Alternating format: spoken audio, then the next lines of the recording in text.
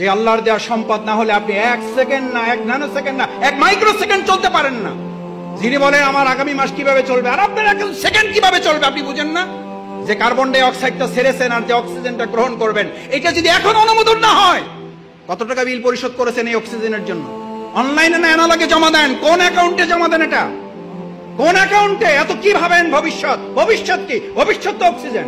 এই এখন carbon die অক্সাইডটা ছেড়েছেন, অক্সিজেনটা আর যদি না ঢোকে, এখন কি কারণ লাগবে? পৃথিবীর সমস্ত ডাক্তার একমত হয়ে গেছে, হার্ট অ্যাটাক করে কোনো মারা যায় না, মারা যাওয়ার কারণে হার্ট অ্যাটাক করেছে। স্ট্রোক করে মারা যায় না, মারা যাওয়ার জন্য স্ট্রোক।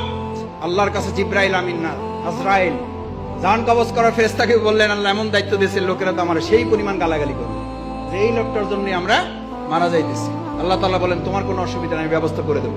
লোকেরা তোমার কথা মনেও রাখবে না, তোমার কথা স্মরণও করবে না, তোমার উচ্চারণও করবে না। ওরা বলবে গাড়ির অ্যাক্সিডেন্ট করে মারা গেছে, গাড়িরই গালাগালি করবে।